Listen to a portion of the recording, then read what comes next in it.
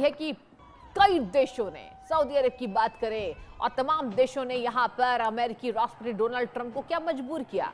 ये बड़ी अपडेट है क्योंकि देखिए ऐसा लग रहा था बीते हफ्ता कि अब ईरान पर अमेरिका कभी भी अटैक कर देगा। ईरान में प्रदर्शनकारियों को फांसी की सजा सुनाई गई थी, हालांकि इससे ईरान ने बैकस्टेप लिया। ये हमने देखा जहां 800 यहां पर प्रदर्शनकारियों की फांसी की सजा जो है वो टाल दी गई। ईरान में मौत का आंकड़ा बढ़ चुका। इधर अमेरिका लगातार धमकी दे रहा था। ट्रंप ने यह भी कहा था कि हम जो हैं हम लगातार यहां पर ईरान पर नजर बनाए हुए हैं। और चलिए आज चर्चा को आगे बढ़ाएंगे दर्शकों। ग्रुप कैप्टन यूके देवनाथ जी डिफेंस एक्सपर्ट के तौर पर जुड़ चुके हैं, वहीं रवि अरोड़ा जी विदेश मामलों के जानकार है। दोनों का बहुत स्वागत है इंडिया न्यूज पर सर। और देखिए पहला सवाल मेरा यही होगा, आज मामला पूरा सर बदल गया। कैप्टन यूके देवनाथ जी, मैं आपसे पहला सवाल लेना चाहूंगी। देखिए पूरी जो चर्चा है सर, इसको हम दूसरे सिरे से आज हम देख रहे हैं। ये कहा जा रहा है कि अब अमेरिकी राष्ट्रपति डोनाल्ड ट्रंप ने बैक स्टेप लिया है। इस पर आपकी टिप्पणी क्या होगी आज? इसमें कुछ शक नहीं है कि डोनाल्ड ट्रंप बहुत ही हतोत्साहित हैं। उनका मनोबल काफी गिर गया है पिछले 2 दिनों से। आज से 2 दिनों पहले तक वो बहुत आशा कर रहे थे कि ईरान के अंदर अंदरूनी गड़बड़ियां बहुत ज्यादा विकराल रूप धारण कर लेंगी। हजारों लाखों लोग इस तरह से सड़कों पर आएंगे और भी सरकारी इमारतों पर आग लगाएंगे। डोनाल्ड ट्रंप बहुत आशा कर रहे थे कि शायद प्रदर्शनकारी राष्ट्रपति पेजेश्किन के घर में घुस जाएंगे। हो सकता है आयतुल्लाह खुमानी के पैलेस में प्रदर्शनकारी घुस जाएंगे, और जैसा कि नेपाल में हुआ, बांग्लादेश में हुआ या श्रीलंका में हुआ, और शायद आयतुल्लाह खुमानी को रूस भाग जाने के लिए बाध्य कर देंगे।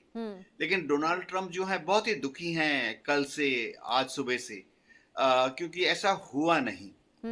अब डोनाल्ड ट्रंप सोच रहे थे कि अगर ईरान में इस तरह से आगजनी चलती रही, लूटपाट चलती रही, तो थोड़ा सा फाइनल हल्का सा धक्का देने के लिए वो हवाई हमला करवा देंगे ईरान के मिलिट्री इंस्टॉलेशंस पर, और ईरान की सत्ता गिर जाएगी। बहाना कुछ भी ढूंढ लेते हैं, कभी बोलते हैं न्यूक्लियर हथियार, कभी बोलते हैं कि कच्चा तेल, और कभी अब बोलते हैं कि फांसी पे लटका रहे हो जी। तो डोनाल्ड ट्रंप काफी हतोत्साहित हैं, दुखी हैं, निराश हैं पिछले 24 घंटे से जी। ठीक है, एक बार मैं रवि अरोड़ा जी से रिएक्शन ले लेती हूँ। सर आपकी भी टिप्पणी में चाहूंगी डोनाल्ड ट्रंप के बैकस्टेप पर, सेम सवाल है। जी बिल्कुल, मुझे लगता है कि डोनाल्ड ट्रंप की एक मनोवृत्ति है, वो कभी भी जब भी अटैक करते हैं पहले साइकोलॉजिकल अटैक करते हैं। तो साइकोलॉजिकल अटैक पर जब उन्हें लगता है कि उनके फेवर में जा रहा है मामला, तो वो आगे बढ़ते हैं। अगर उन्हें लगता है तो बहुत जल्दी वो बैकफुट पर भी आ जाते हैं। ये उनका शुरुआत से जब हम देखते आ रहे हैं लगातार उनका यही रवैया रहा है। तो ऐसे में डोनाल्ड ट्रंप भी जानते हैं कि अगर ईरान पर वो हमला करते हैं तो यह हमला सिर्फ ईरान पर नहीं होगा, इसकी जो जवाब देना पड़ेगा उन सभी जो मिलिट्री अड्डे अमेरिका ने जो मिडिल ईस्ट के देशों में बना रखे हैं उन पर भी ईरान हमला करेगा। और कहीं ना कहीं यही वजह रही कि सऊदी अरब, मिस्र, कतर, ओमान लगातार पूरी तरह से दबाव बनाते रहे। और वाशिंगटन और तेहरान में बातचीत नहीं हो रही थी उस समय, रियाद, दोहा, मस्कट और काहिरा में भी लगातार बातचीत चल रही थी। वहां के लगातार अधिकारियों में बातचीत हो रही थी। मतलब साफ था, वो जानते हैं कि तेल की चेन सप्लाई अगर टूट गई और जिस प्रकार से तेल महंगा होगा उसका असर अमेरिका के को भी देखना पड़ेगा, क्योंकि यह असर सिर्फ मिडिल ईस्ट में बचकर नहीं रह जाएगा, पूरी दुनिया में इसका असर पड़ेगा। और जो विकास की दर है वो लगातार इन देशों की भी गिरेगी, मिडिल ईस्ट के देशों की भी।